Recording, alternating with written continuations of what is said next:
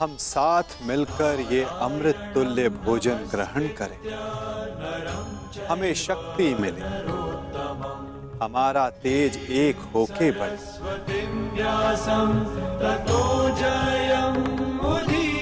हमारा ज्ञान बढ़े, हमारे मध्य कोई विष न फैले, फैले तो केवल हमारा यश।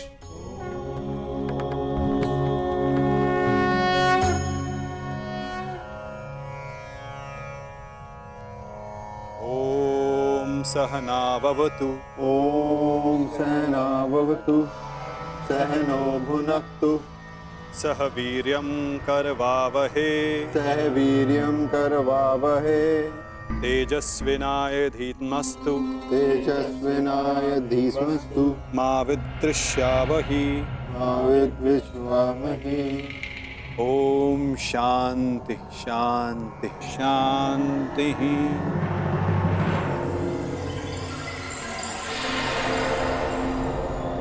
आओ भोजन प्रारंभ करें।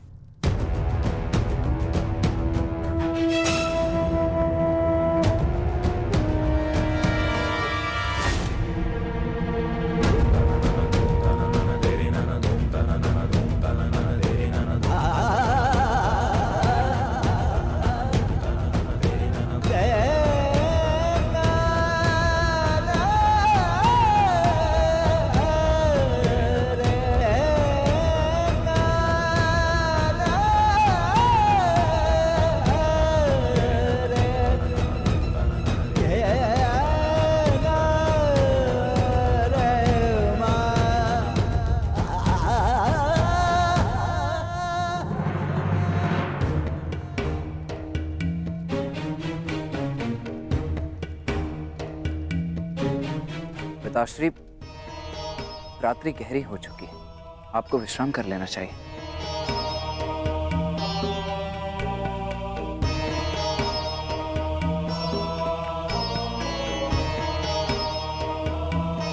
विश्राम की आवश्यकता तो तुम्हें है पुत्र। कल इस महायुद्ध में तुम्हें अपना कौशल दिखाने के लिए प्रस्तुत जो होना है। कल मेरे लिए बहुत बड़ा दिन है कि मेरा पुत्र इतिहास के सबसे बड़े महायुद्ध में पदार्पण करेगा।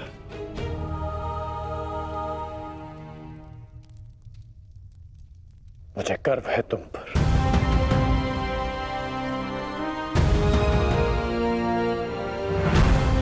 सब कुशल पार्थ? मैं तुम्हारे साथ हूं पार्थ। परंतु युद्ध में तो आप शस्त्र नहीं उठाएंगे। युद्ध में तो मैं अकेला ही रहूंगा माता। और यदि इस युद्ध में मैं तुम्हारे साथ उपस्थित रहा तो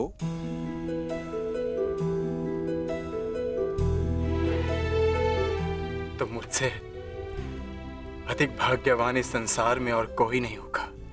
परंतु मैं जानता हूं मेरी ये कामना अधूरी रह जाएगी। यदि कामना पूर्ण बल से की जाए तो वो अवश्य पूर्ण होती है पार्थ। और यदि प्रार्थना में समर्पण तो वो स्वीकार होती है।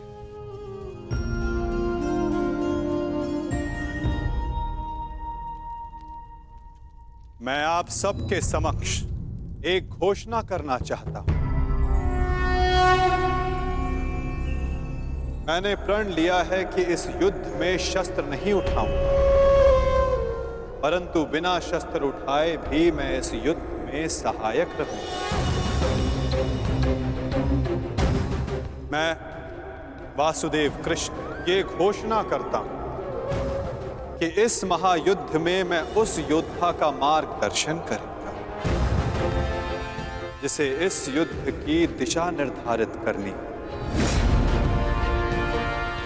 ये युद्ध एक यात्रा है और इस युद्ध की यात्रा में मैं अर्जुन का सहयात्री बनूंगा।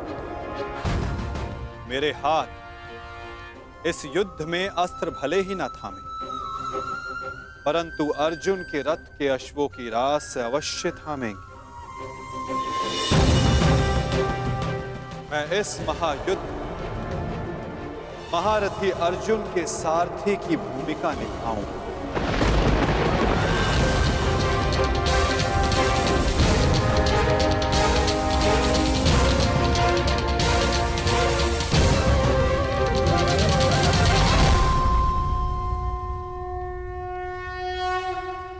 नहीं माधव, मैं रथी बनकर आपको आदेश दूं, यह संभव नहीं।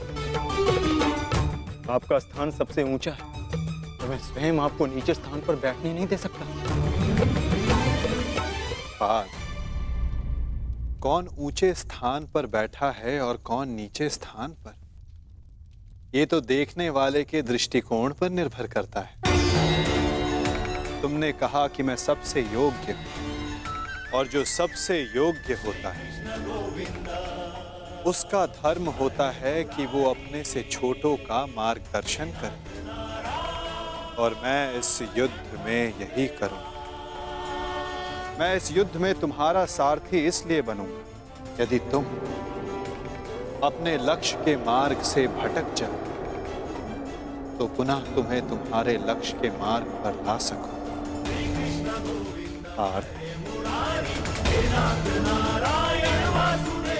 मुझ पर विश्वास है ना?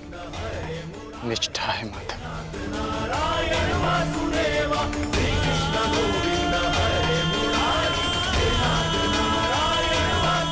आज मैं धन्य हो गया,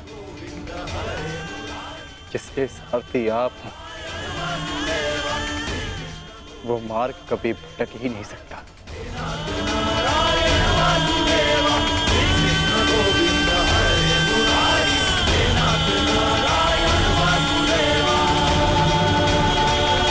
पिताश्री, मैं जाने से पूर्व आपको एक वचन देना चाहता हूं। वचन कि आपका गर्व बढ़ेगा और सर नीचा होगा उन लोगों का जिन्होंने आपको इस युद्ध में प्रवेश करने से रोका। मैं आपकी तुलना करने में भले ही समर्थ नहीं, परंतु शत्रु मेरी तुलना आपसे अवश्य करेंगे पिताश्री। वचन देता हूं पिताश्री की वृषसेन के धनुष से निकले हर एक बाण पर अंगराज कर्ण के कौशल का चिन्ह होगा। मेरे हर एक प्रहार पर आपके परिवर्तन की छाप होगी पिताश्री। आपका कवच भले ही शत्रुओं ने आपसे छीन लिया हो पिताश्री, परंतु मैं शत्रुओं के एक एक वार पर ढाल बनकर युवराज दुर्योधन और अपने पक्ष की रक्षा करूंगा। कि आपका प्रत्येक स्वप्न मैं पूर्ण करूंगा। या पूर्ण करने के प्रयास में वीर गति को प्राप्त हो जाऊंगा।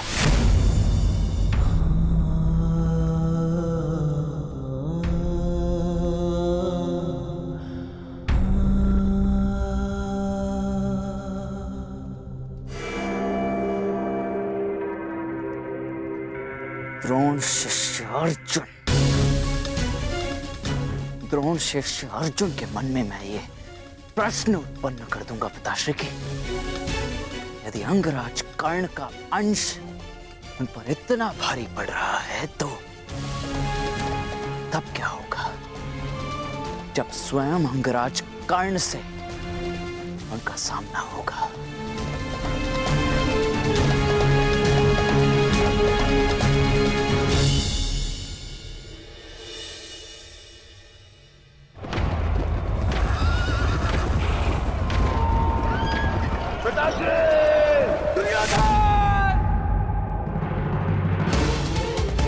महाराज, महाराज, क्या हुआ महाराज? आप ठीक तो है ना? क्या आपने कोई दुस्वप्न देखा है? हाँ, क्योंकि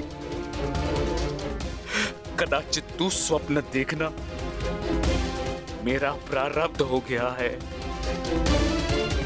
परंतु संजय, तुम इस समय यहां कैसे? महाराज, महर्षि वेदव्यास जी पधारे हुए हैं आपसे मिलने के लिए, वही समाचार लेकर आया था। किंतु ऐसी स्थिति में मिलना क्या उचित होगा महाराज? महर्षि,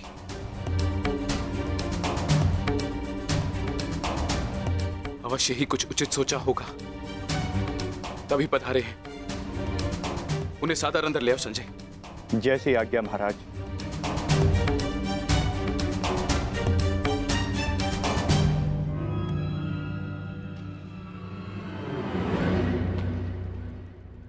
प्रणिपात महाराज। आप महर्षि हैं, मेरे नियोगी पिता भी। इस प्रकार प्रणिपात करके और मुझे महाराज कहकर मुझे लज्जित ना करिए। आइए, आपका स्वागत है। आइए आइए। मैं यहां अपने नियोगी पुत्र से मिलने नहीं, अपितु हस्तिनापुर नरेश को चेताने आया हूं। ये बताने आया हूं कि यह समय सोने का नहीं, अपितु जागने का है। इस महायुद्ध को रोकने का है।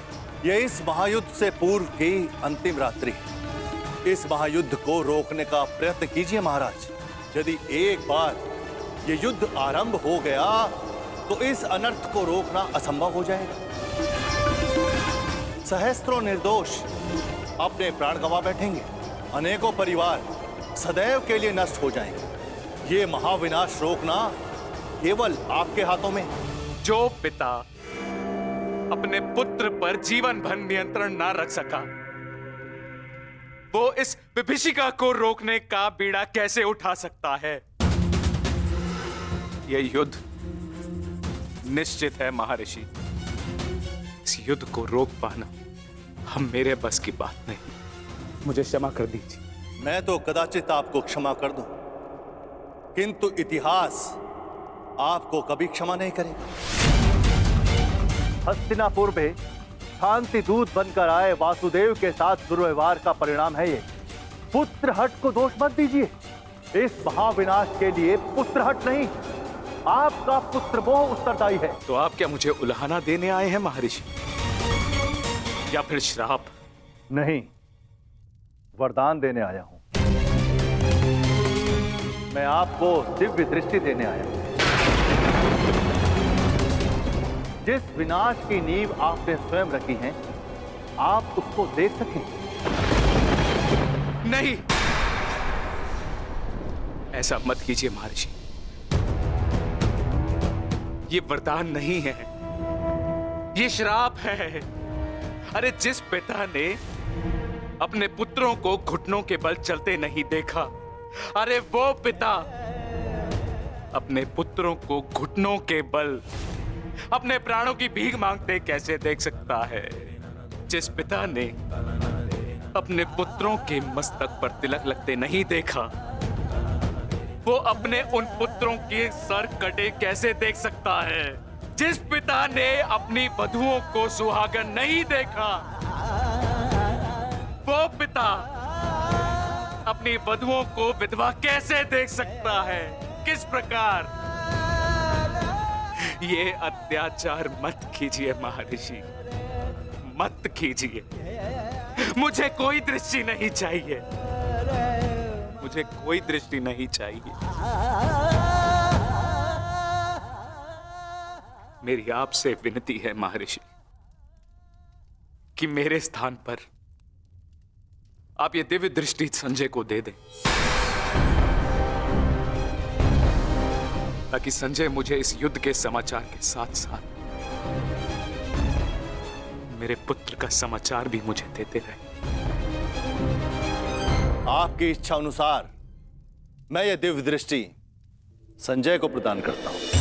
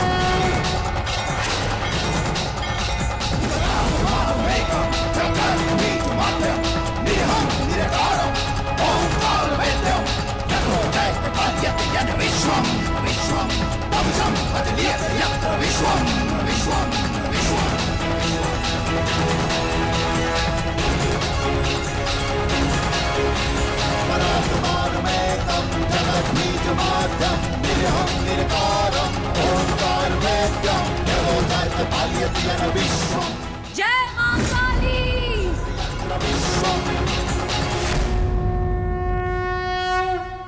अपना सर्वश्रेष्ठ प्रदर्शन करना पुत्रों। अपने पिताओं की प्रतिज्ञा को स्मरण रखना और अपनी माता के अपमान को मत भूलना।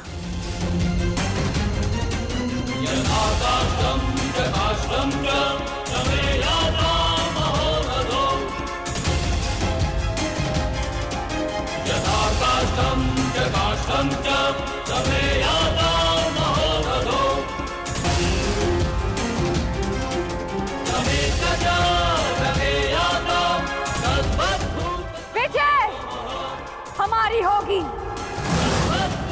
हर हर महादेव, हर हर महादेव। हर हर महादेव।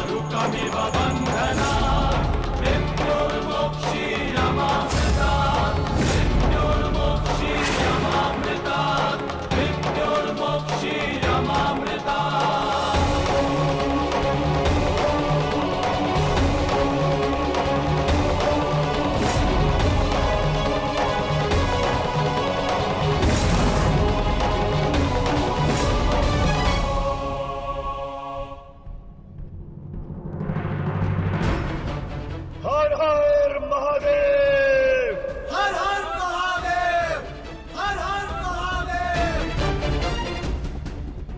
हर हर महादेव, हर हर महादेव, हर हर महादेव, हर हर महादेव, हर हर महादेव। स्मरण रहे पुत्र, अब इस युद्ध भूमि में तुम्हारे विरोध में जो भी हो उससे तुम्हारा कोई संबंध नहीं। तुम्हारा संबंध केवल तुम्हारे कर्तव्य और तुम्हारे लक्ष्य से है। यदि मेरे स्थान पर आप होते तो क्या आपके लिए ये स्वीकार कर लेना इतना ही सरल होता पिताश्री? सत्य कहूं तो सरल नहीं होता, विशेषकर तब जब मुझे ज्ञात हो गया है कि पांडवों से मेरा रक्त संबंध है। किंतु पुत्र, मैंने सदैव एक बात को माना है कि आपको आपके वचन पर अडिग रहना चाहिए। तुमने युद्ध चुना है, परंतु युद्ध क्या परिणाम चुनेगा ये उसका अधिकार है। तुम्हारा अधिकार केवल अपने कर्म और अपने कर्तव्य पर है। इस युद्ध में अपना सर्वश्रेष्ठ प्रयास करना।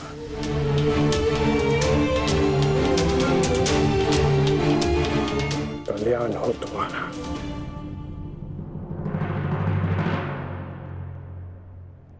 हर हर महादेव, हर हर महादेव, हर हर महादेव।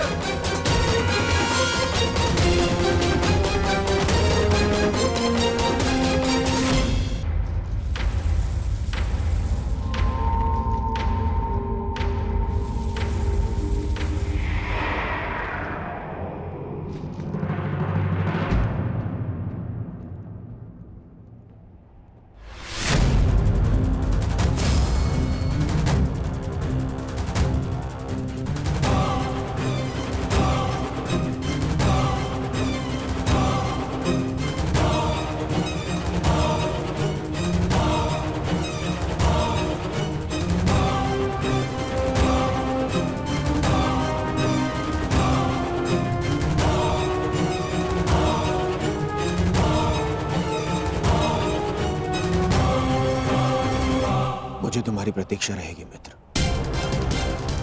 और मुझसे भी अधिक इस भूमि को तुम्हारी प्रतीक्षा रहेगी कि कब अंगराज जैसा वीर अपने चरण रखकर इसे महान बनाए।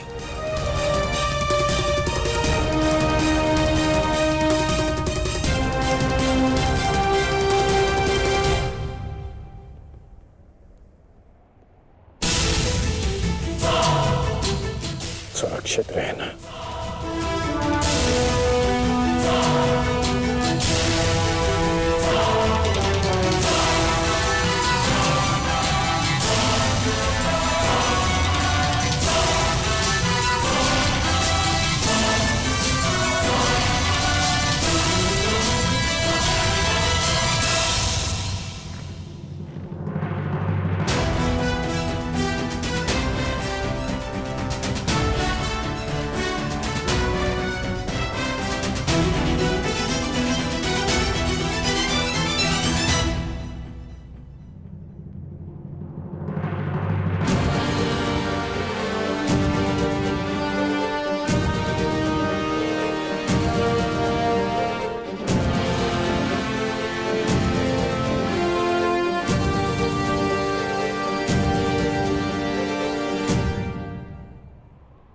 प्रणिपात माधव। कल्याण वस्तु। आओ पार्थ, रथ पर आरूढ़ हो जाओ।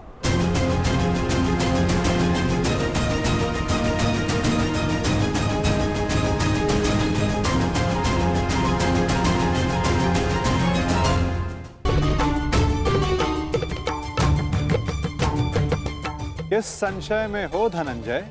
विचरण करने का समय जा चुका है, अब केवल पुरुषार्थ करने का समय है। मुझे ज्ञात है माता, किंतु परंतु मोल भाव, ये लक्षण व्यापारियों के होते हैं पार्थ। धर्म युद्ध के योद्धाओं के लिए ये शब्द निरर्थक हैं। पाप नाशनी गंगा बहती जाती है किंतु परंतु नहीं करती, अंधकार नाशक सूर्य किंतु परंतु नहीं करता, और अधर्म का नाश करने को सज्ज अर्जुन की तुनीर में भी इन संदेहों का कोई स्थान नहीं। तुम्हारा सारथी युद्ध में तुम्हारा मार्गदर्शन करने को सज्ज है पार्थ। आओ, अपना स्थान ग्रहण करो।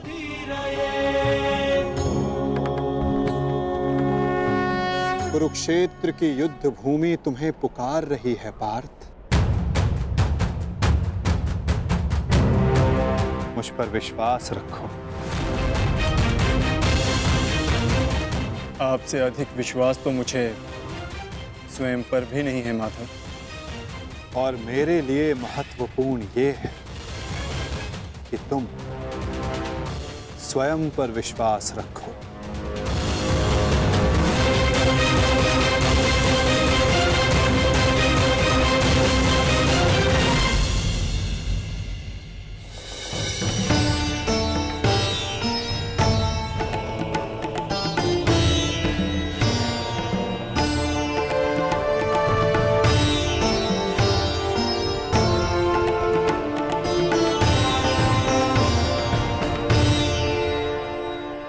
कुछ भूल तो नहीं रहे हो पार्थ? क्या माधव? भ्राता भीम को वीर हनुमान ने इस युद्ध में आप सबकी सहायता करने का वचन दिया था। उनका साथ आप सबको साहस, शक्ति और निडरता देगा। बजरंग बली का आवाहन करो पार्थ।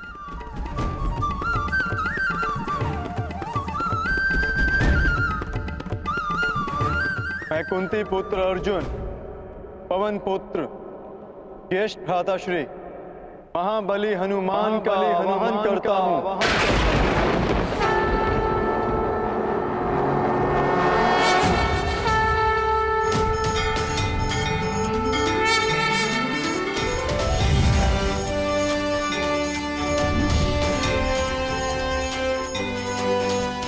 हे महाबली हनुमान, मेरे रथ के ध्वज पर विराजमान होइए।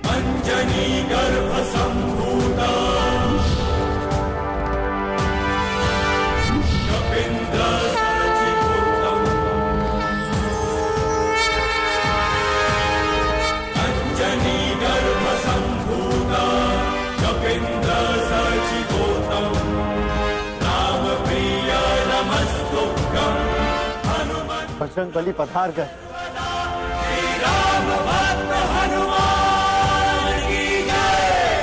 महाबली हनुमान की जय। बजरंग बली हनुमान की जय।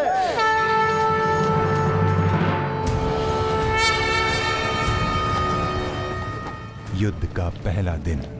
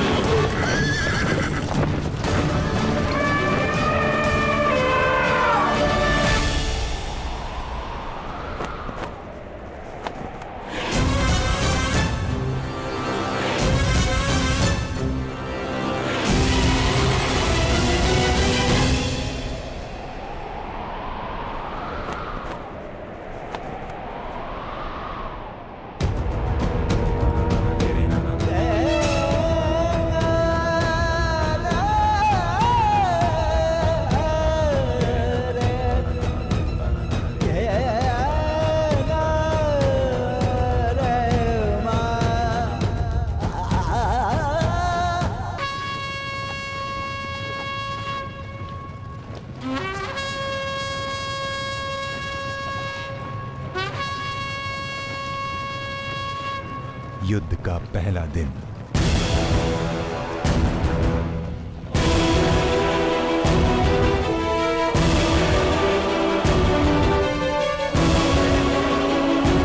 युद्ध प्रारंभ करने की आज्ञा है धर्मराज।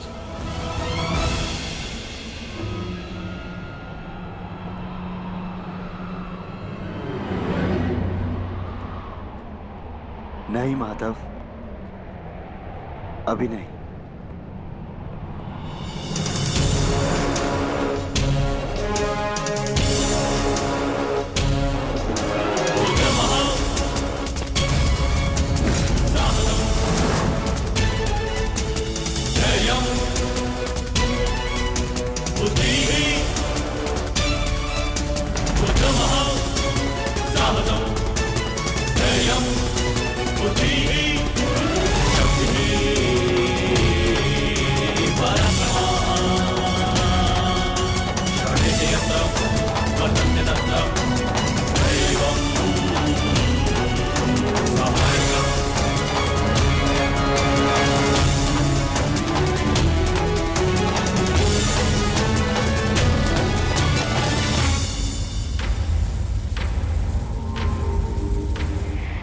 ज्येष्ठ, ये युधिष्ठिर हमारे समक्ष क्यों खड़ा है? अरे भयभीत है वो।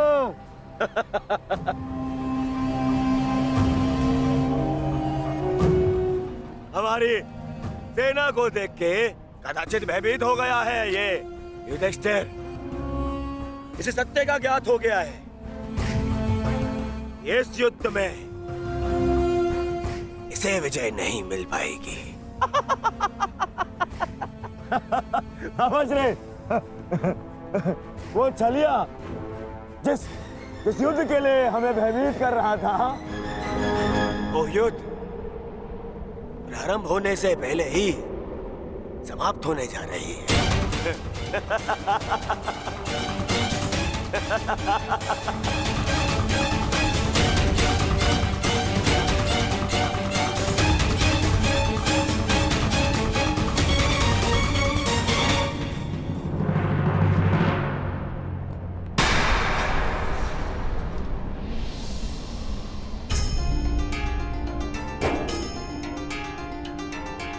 प्रणिपात पितामह। प्रणिपात आचार्य द्रोण।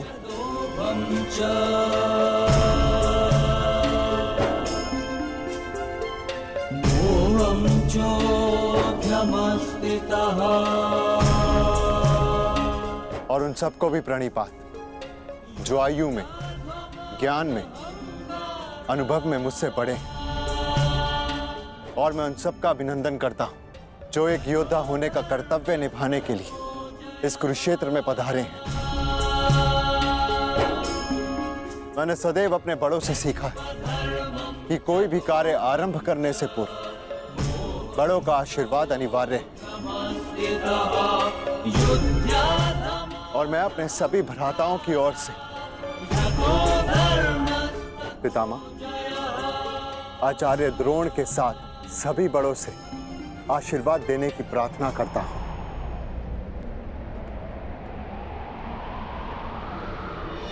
आयुष्मान भव।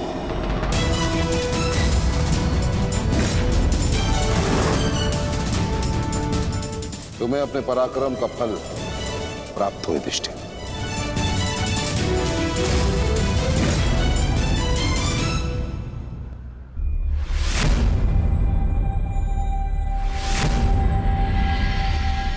एक और पितामह है जिन्होंने मुझे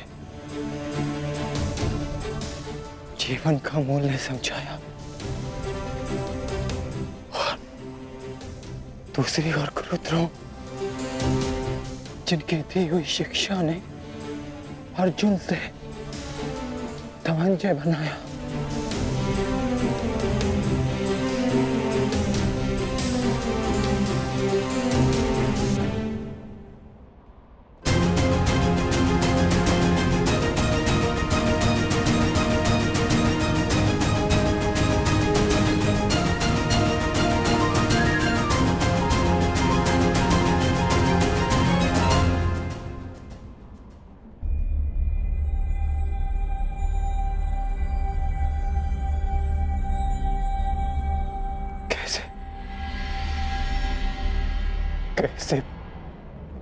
कैसे प्रहार कर पाऊंगा मैं इन पर?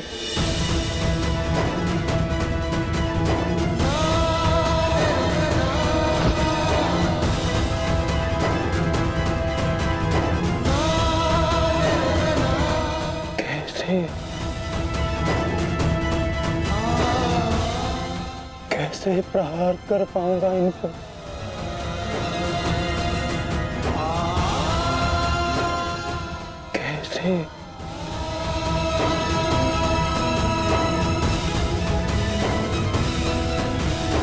क्या हुआ पार्थ?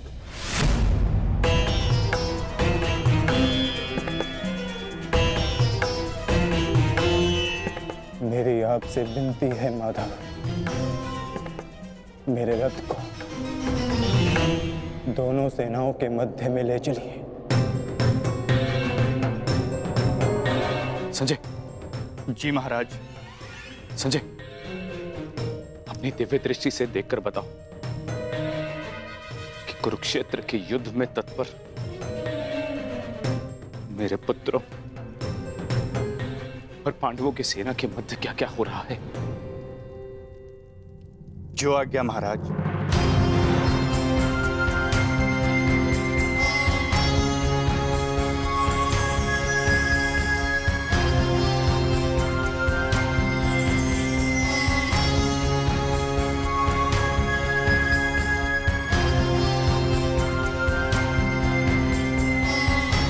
गांडीवधारी राजकुमार अर्जुन के सारथी बने वासुदेव श्री कृष्ण से राजकुमार अर्जुन रथ को दोनों सेनाओं के मध्य में ले जाने की आग्रह कर रहे हैं महाराज। परंतु क्यों पार्थ? ये समय तो दूसरे पक्ष की सेना को तहस नहस कर देने का है। फिर क्यों तुम रथ को दोनों सेनाओं के मध्य में ले जाने की विनती कर रहे हो? युद्ध से पूर्व मैं दोनों सेनाओं का निरीक्षण करना चाहता हूं। क्या तुम वही अर्जुन हो पार्थ, जिसे लक्ष्य संधान के समय पेड़ से बंधी चिड़िया की आंख के अतिरिक्त और कुछ नहीं दिखाई देता था? और आज वही अर्जुन पूरी रणभूमि का निरीक्षण करना चाहता है। बड़ी विचित्र बात है। हाँ माधव,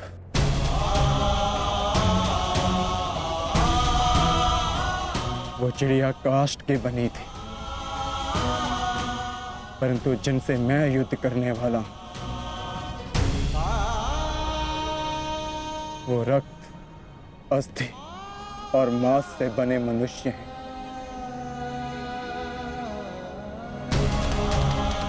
जिनमें प्राण है, और सबसे बड़ी बात, उनमें मेरे संबंध बसे हैं। युद्ध आरंभ होने से पूर्व मैं ये देख लेना चाहता हूं कि किसके वध से धर्म की स्थापना होगी और किसकी मृत्यु से मन में अधर्म का अनुभव होगा। और इस युद्ध के पश्चात मैं क्या पाने वाला हूं और क्या खोने वाला हूं।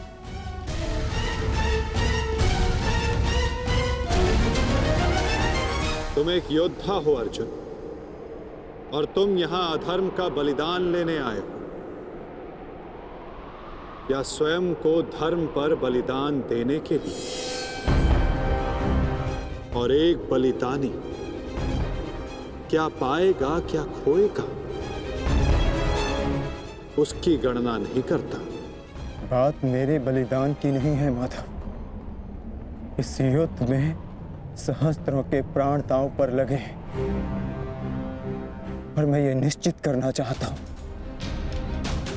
कि कुरुक्षेत्र में मैं अधर्म का नाश करने जा रहा हूं या फिर धर्म की हानि भी करने जा रहा हूं। नाश और निर्माण की शक्ति केवल विधाता के पास होती है पार्थ। मनुष्य विनाश या विध्वंस नहीं करता। मनुष्य तो केवल ईश्वर का निमित्त मात्र होता है। निमित्त होकर यदि वो विनाश और विध्वंस का उत्तरदायित्व स्वयं पर ले, तो उससे केवल अहंकार का जन्म होता है पार्थ, जो ये मानता है कि वो कुछ नहीं कर रहा। उसी के हाथों महान कार्य संपन्न होते हैं।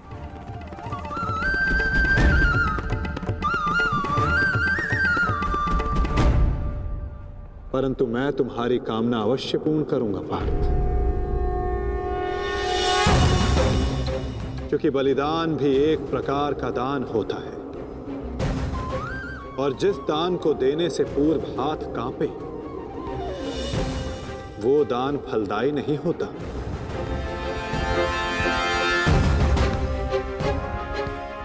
आओ पार्थ, मैं तुम्हें युद्ध भूमि के मध्य ले चलता हूं।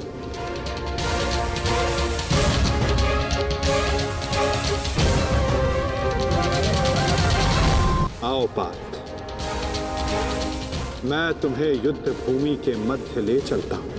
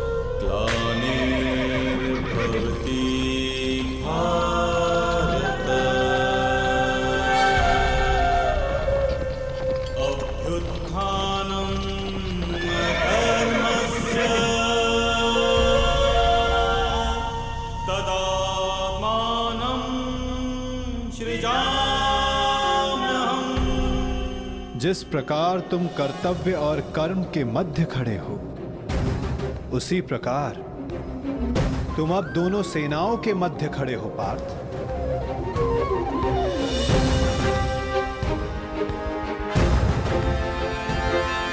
करो, क्या निरीक्षण करना चाहते हो?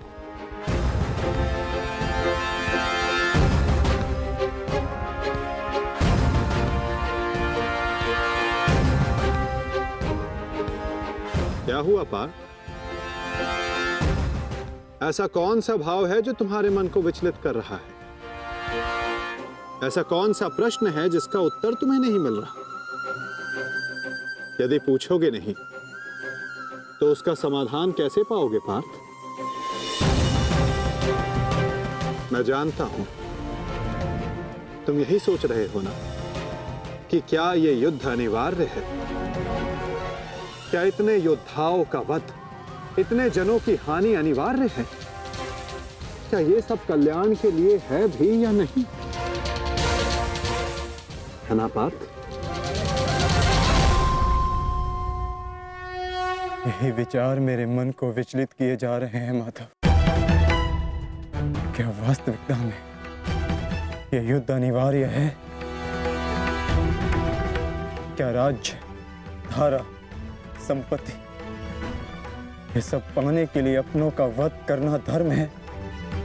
क्या एक योद्धा का यही कर्तव्य है? बताइए, उत्तर दीजिए माधव।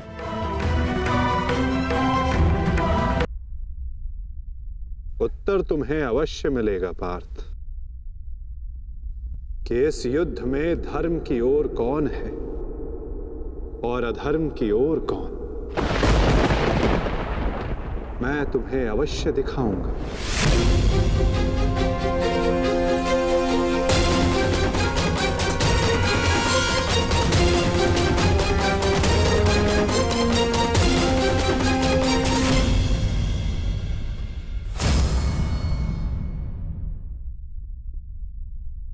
ये है वो हस्तिनापुर युवराज दुर्योधन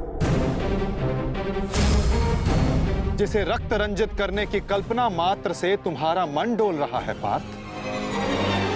ये वही युवराज दुर्योधन है जिसकी कुदृष्टि सदा तुम्हारे परिवार पर डोलती आई है पार्थ। स्मरण है पार्थ? ये वही है जिसने पांचाली को भरी सभा में वैश्य सिद्ध करके अपनी जंघा पर बैठने का निमंत्रण दिया था। ओ दासी द्रौपदी, आकर मेरी जंघा में बैठो। कैसे पवित्र याज्ञ सेनी को भरी सभा में इसने मलिन करने का प्रयास किया था। वस्त्र हरण करो इस दासी द्रौपदी का। और ये तुम्हारे मातुल्य गांधार राज शकुनी, इन्होंने जब शकुन मनाया केवल तुम्हारे परिवार के अनिष्ट का शकुन मनाया पार्थ। तुम इन्हें मातुल्य कहते हो। मातुल्य का अर्थ है जिसे मां के तुल्य समझा जाए। और तुम्हारे इन्हीं मामा ने तुम्हारी माता को वारणा व्रत के लाक्षागृह की अग्नि में भस्म करने का प्रयास किया पार्थ।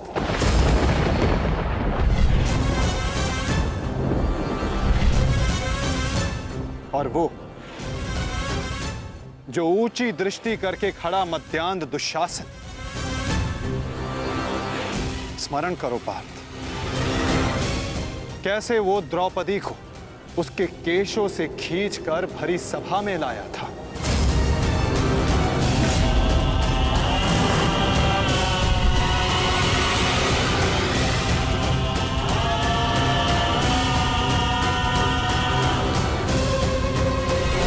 कैसे याज्ञ सेनी को भरी सभा में निर्वस्त्र करने का प्रयास किया था इसने।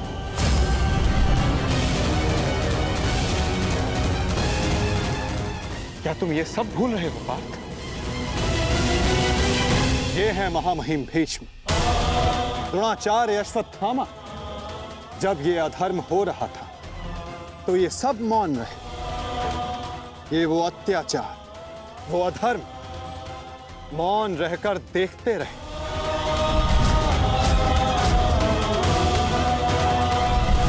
स्मरण करो वो वनवास, वो अज्ञातवास जिसने तुम्हें तुम्हारा पौरुष त्याग कर बेहनल्ला बनने को विवश किया।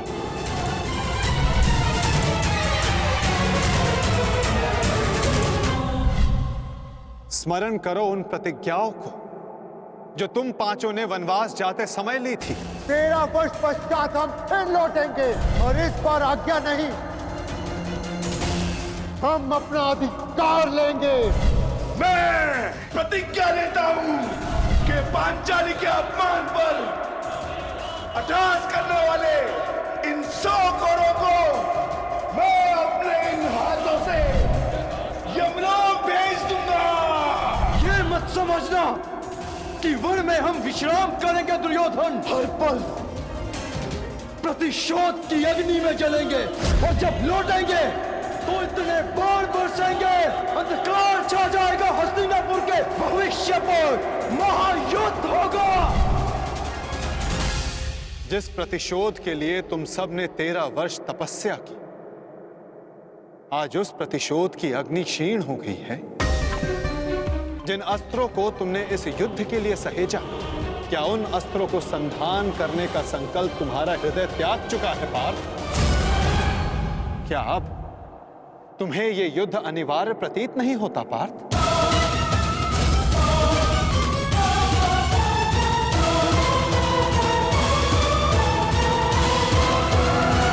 जिस प्रतिशोध के लिए तुम सब ने 13 वर्ष तपस्या की, आज उस प्रतिशोध की अग्नि क्षीण हो गई है। जिस न्याय के लिए तुमने इतने वर्षों प्रतीक्षा की, आज तुम्हारा मन उसके लिए व्याकुल नहीं। जिन अस्त्रों को तुमने इस युद्ध के लिए सहेजा, क्या उन अस्त्रों को संधान करने का संकल्प तुम्हारा हृदय त्याग चुका है पार्थ? क्या अब तुम्हें यह युद्ध अनिवार्य प्रतीत नहीं होता पार्थ?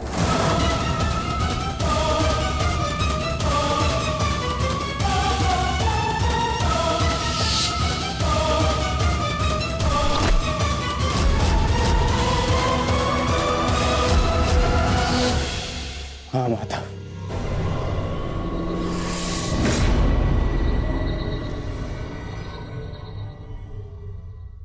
ये युद्ध अनिवार्य है। तो फिर तुम व्याकुल क्यों हो पार्थ? कहीं तुम्हें यह स्मरण तो नहीं हुआ है कि कैसे महामहिम भीष्म ने तुम्हें प्रेम दिया, तुम सबको संरक्षणा दी, वन से वापस बुलाकर तुम्हें तुम्हारा अधिकार दिया, कि कैसे आचार्य द्रोण ने तुम्हें सर्वश्रेष्ठ धनुधर बनाने के लिए एकलव्य को, कर्ण को धनुधर की विद्या से वंचित रखा और पाप का भार अपने सर पर लिया। तो क्या यह असत्य है माधव? क्या उन्होंने ये सब नहीं किया? क्या उनका वध करना धर्म है? मेरे पक्ष का क्या? वहां के निर्दोष भी इस युद्ध में मारे जाएंगे। ये नाश क्यों? तुम्हारा कार्य युद्ध करना है पार्थ, धर्म अधर्म की तुलना करना नहीं।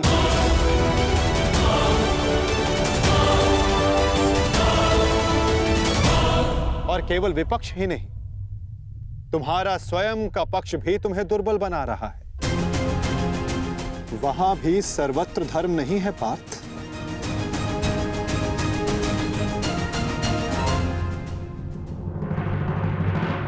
आओ, मैं तुम्हें अपना पक्ष दिखाता हूं।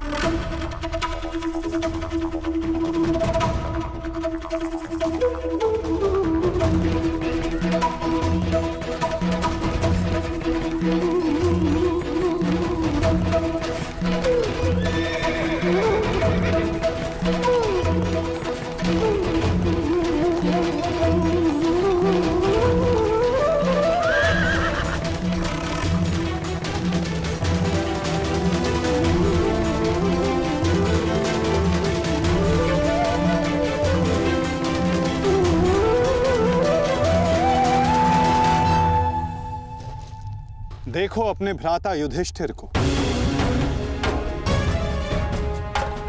भ्राता भीम को, नकुल सहदेव को, अपने भतीजों को, अपने पुत्रों को।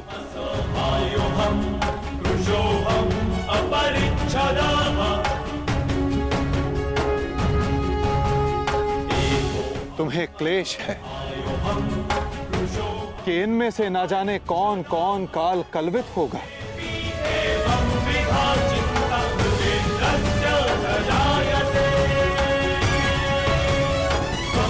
इनकी मृत्यु की संभावना तुम्हारे मन को दुर्बल बना रही है पार्थ।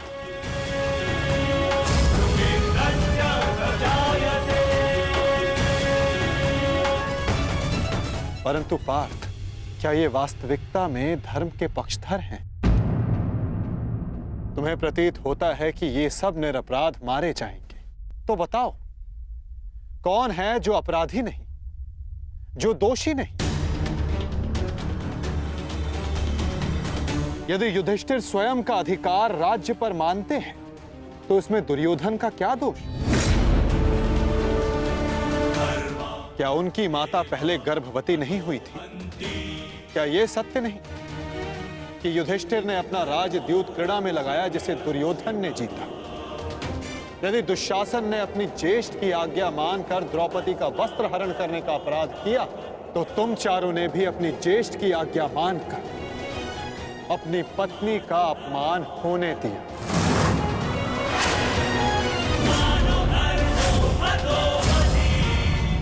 जिस कर्ण ने अपने कौशल से अपनी श्रेष्ठता सिद्ध की, उसे बार बार सूत पुत्र कहकर पुकारना क्या भीम का अपराध नहीं था? द्यूत क्रीड़ा के नियम जानते हुए भी युधिष्ठिर ने उसका प्रस्ताव स्वीकार किया। क्या यह युधिष्ठिर का अधर्म नहीं था? तो बताओ पार्थ, कहां धर्म है और कहां अधर्म? कौन दोषी है और कौन निर्दोष? बोलो पार्थ।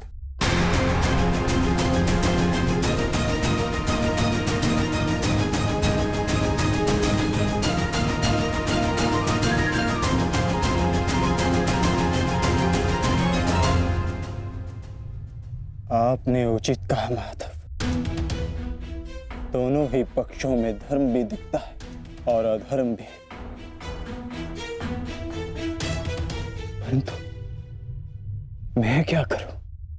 अपना कर्तव्य जानो पार्थ, चूंकि तुम अभी तक धर्म का स्वरूप नहीं जान पाए हो। उचित कहा आपने।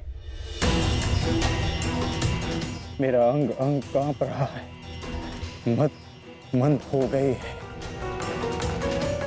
कांधे हाथ से बार बार सरक रहा है।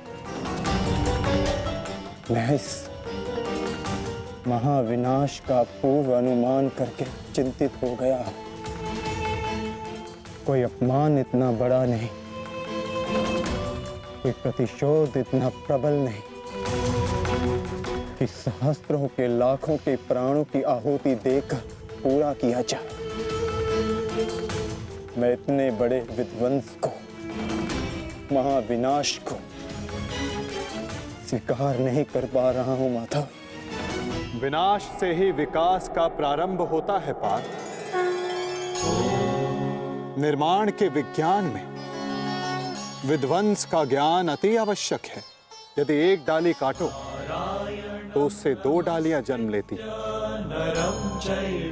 यदि एक नए पौधे का निर्माण करना हो तो उस फल को पेड़ से टूटकर दूर जाना होता है। जिस भारत के विध्वंस से तुम आज व्याकुल हो, कल वही नए भारत का सृजन करेगा पार्थ। यदि नया घर बनाना हो तो पुराने घर को तोड़ना होता है।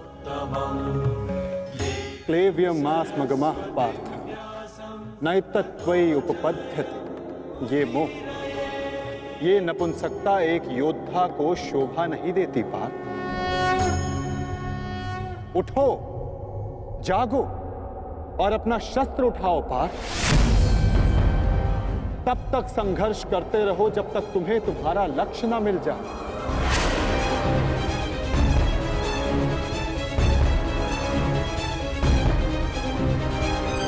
शस्त्र उठाओ? कैसे कैसे शस्त्र उठाऊं माधव?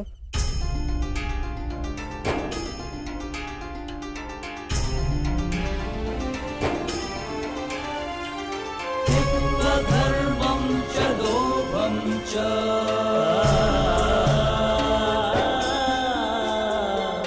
मोहं चोऽध्यमस्थितः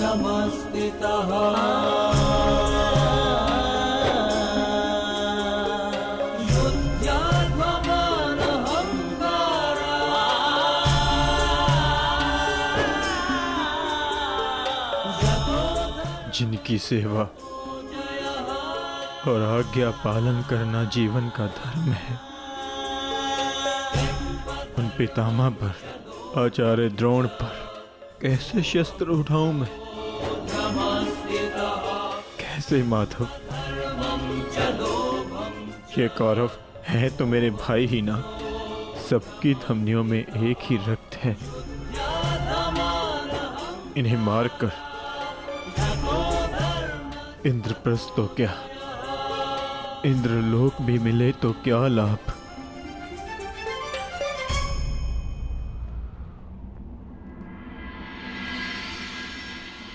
मनुष्य पौरुष करता है ताकि उसका भविष्य बन सके, पराक्रम करता है ताकि उसकी संतान सुखी रह सके।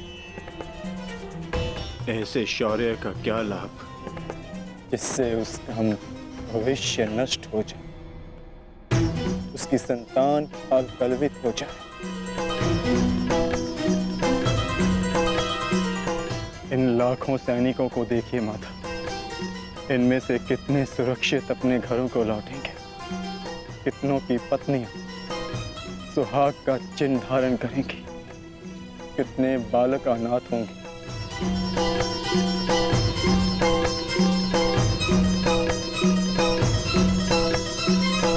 कौन बचेगा उन्हें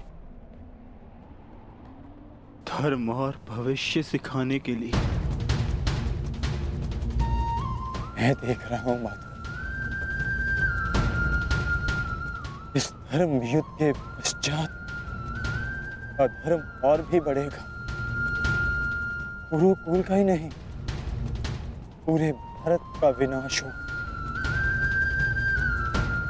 आज के नियम टूटेंगे। क्या भविष्य को यही आशा है हमसे? तर्क बुद्धिमतपूर्ण है पार्थ, परंतु अर्थ मूर्खतापूर्ण। क्या नष्ट हो जाएगा? कैसा दुख होगा पार्थ? यदि वृक्ष के कुछ पत्ते झड़ जाएं, तो वो दुख का कारण नहीं होते पार्थ। पत्तों के जन्म का तात्पर्य वृक्ष को जीवन देना होता है, स्वयं का जीवन जीना नहीं। ठीक उसी प्रकार मनुष्य का जीवन और मरण, उसका केवल एक ही लक्ष्य होता है पार्थ, समाज में सुख, समाज में धर्म स्थापना।